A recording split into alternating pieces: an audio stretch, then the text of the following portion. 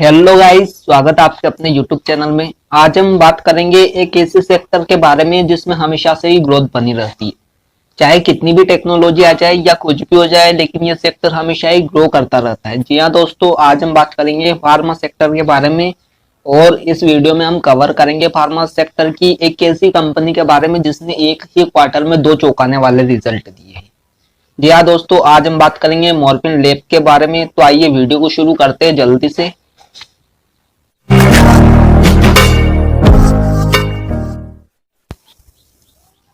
तो जैसा कि हम जानते हैं कि मॉर्फिन लैब का अभी रिसेंटली में क्वार्टर फोर का रिजल्ट आ चुका है, और क्वार्टर फोर के रिजल्ट में इसने दो ऐसे चौंकाने वाले रिजल्ट दिए हैं जो कि एक रिटेल इन्वेस्टर को मोटिवेट करते हैं इस कंपनी में इन्वेस्ट करने के लिए।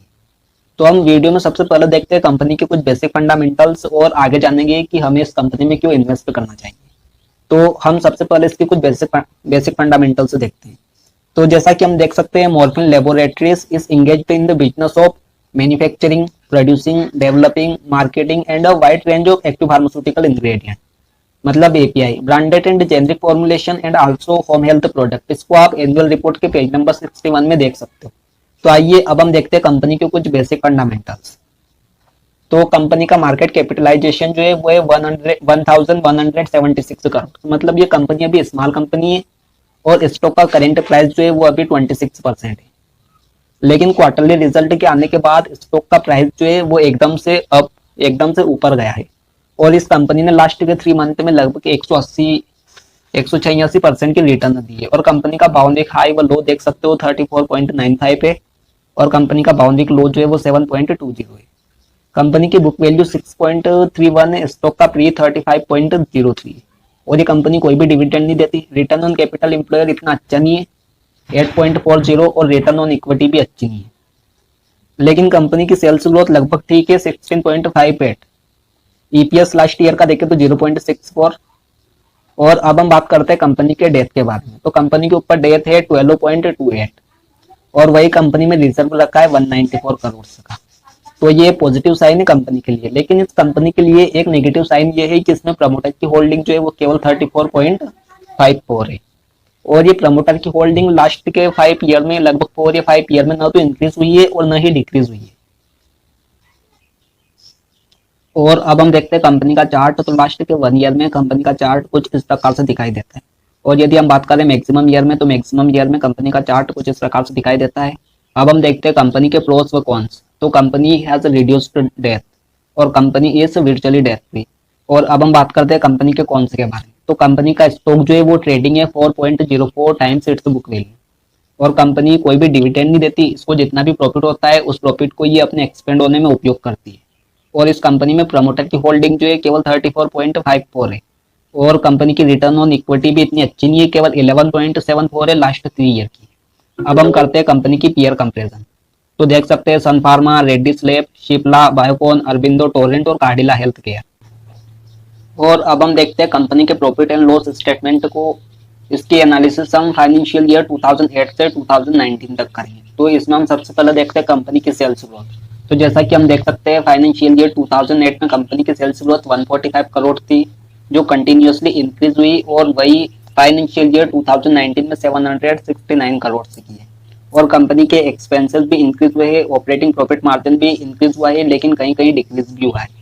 और अब हम बात करते हैं कंपनी के अदर इनकम के बारे में। तो कंपनी की अदर इनकम इतनी है नहीं, लेकिन फिर भी लास्ट के ईयर में कंपनी को 4 करोड़ का प्रॉफिट हुआ था। अब बात करते हैं कंपनी के नेट प्रॉफिट की। तो कंपनी का नेट प्रॉफिट कभी बहुत ज्यादा नेगेटिव चलता था, उसको अच्छे से मैनेज किया और पॉजिटिव लेकर आई, और फिर कंटिन्यूसली इंक्रीज हुआ, लेकिन कभी कभी डिक्रीज भी हुआ।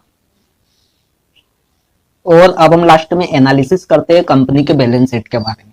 और इसी में हम जानेंगे कि वो कौन से दो रीजन है जो एक रिटेल इन्वेस्टर को मोटिवेट करते हैं इस कंपनी में इन्वेस्ट करने के लिए। तो आइए स्टार्ट करते हैं। तो इसमें हम सबसे पहले देखते हैं कंपनी का शेयर कैपिटल। जैसा कि हम जानते हैं, यदि किसी कंपनी का शेयर कैपिटल कंसिस्टेंट रहता है, वो न तो इंक्रीज होता है और न ही डिक्रीज होता है, तो ये कंपनी के लिए पॉजिटिव साइन है। और यही हम देख सकते हैं लास्ट के 4 ईयर में कंपनी का शेयर कैपिटल कंसिस्टेंट है। इससे पहले भी कंसिस्टेंट था। और अब हम बात करते हैं कंपनी के रिजर्व के बारे में। तो जैसा कि हम देख सकते हैं, कंपनी का रिजर्व कभी इंक्रीज हुआ था तो कभी डिक्रीज हुआ था, लेकिन लास्ट के ईयर में कंपनी के पास रिजर्व है 194 करोड़ का। और अब हम बात करते हैं कंपनी के बोरोइंग के बारे में, और इसी में हम जानेंगे कि वो कौन से दो रीजन है जो एक रिटेल इन्वेस्टर को मोटिवेट करते हैं इस कंपनी में इन्वेस्ट करने के लिए। यदि हम कंपैरिजन करें फाइनेंशियल ईयर 2019 को 2020 से, तो हम देख सकते हैं इस 1 ईयर में कंपनी ने लगभग 120 करोड़ के डेट को कम किया है और कंपनी के पास रिजर्व रखा है 194 करोड़ का। और यदि एक और बात तो ये है कि इस कंपनी को इस क्वार्टर में लगभग 11 करोड़ का प्रॉफिट हुआ है। तो इस कंपनी के ऊपर डेट लगभग ना के बराबर है, और है भी तो बिल्कुल कम है, इससे कहीं ज्यादा तो इस कंपनी के पास रिजर्व रखा हुआ है। तो यही 2 या 3 रीजन है जो एक रिटेल इन्वेस्टर को मोटिवेट करते हैं इस कंपनी में इन्वेस्ट करने के लिए। और हम अभी तक कंपनी की फंडामेंटल एनालिसिस कर चुके हैं और ये कंपनी फंडामेंटल के हिसाब से काफी अच्छी कंपनी है। और आइए अब हम जानते हैं कंपनी के कुछ अदर फैक्टर्स के बारे में। और अब हम देखते हैं कि कंपनी की एनुअल सेगमेंट वाइज ग्रोथ किस प्रकार से हुई। तो उससे पहले हम देखते हैं कि कंपनी की सब डायरी क्या है। तो मॉर्फिन लैब्स लिमिटेड जो है उसकी सब डायरी है मॉर्फिन लिमिटेड, जो कि बेसिकली ओवर द काउंटर काम करती है। और मॉर्फिन लैब्स लिमिटेड जो है ये मेनली 3 सेक्टर में काम करती है। एक तो एक्टिव फार्मास्यूटिकल इंग्रेडिएंट, और ये कंपनी खुद के डायग्नोस्टिक डिवाइसेस भी बनाती है, और ये कंपनी फॉर्मुलेशन भी करती है। तो आइए अब हम देखते हैं कि कंपनी के एनुअल सेगमेंट वाइज ग्रोथ किस प्रकार से हुई। तो इसे हम कंपेयर करेंगे फाइनेंशियल ईयर 2019 को 2020 से। तो एपीआई में लगभग 15% की ग्रोथ देखने को मिली, और वही कंपनी के डायग्नोस्टिक डिवाइसेस में 20% की, और कंपनी के फॉर्मुलेशन में 10% की, और ओवर द काउंटर 19% की ग्रोथ देखने को मिली। और अब हम देखते हैं कि एक्टिव फार्मास्यूटिकल इंग्रेडिएंट की domestic sale leads the way किस प्रकार से हुई। तो उससे पहले हम देखते हैं कि ये कंपनी जो है 72% एक्सपोर्ट करती है अदर कंट्रीज में, और वही ये अपने इंडिया में केवल 28% ही सेल करती है। और अब हम देखते हैं कंपनी के मेन प्रोडक्ट में किस प्रकार से ग्रोथ देखने को मिली। तो एक्टिव फार्मास्यूटिकल इंग्रेडिएंट में 14% की ग्रोथ देखने को मिली, और वही इंटरमीडिएट्स में 24%, और कंपनी के न्यू मॉलिक्यूल्स में 23% की ग्रोथ देखने को मिली। और अब हम देखते हैं कि कंपनी का नेटवर्क कहाँ कहाँ पर है और कंपनी किन किन देशों में एक्सपोर्ट करती है। तो हम देख सकते हैं ये कंपनी एशिया में 51% एक्सपोर्ट करती है, और वही यूएसए में 14%, यूरोप में 26%, और वही अदर कंट्रीज में 9%।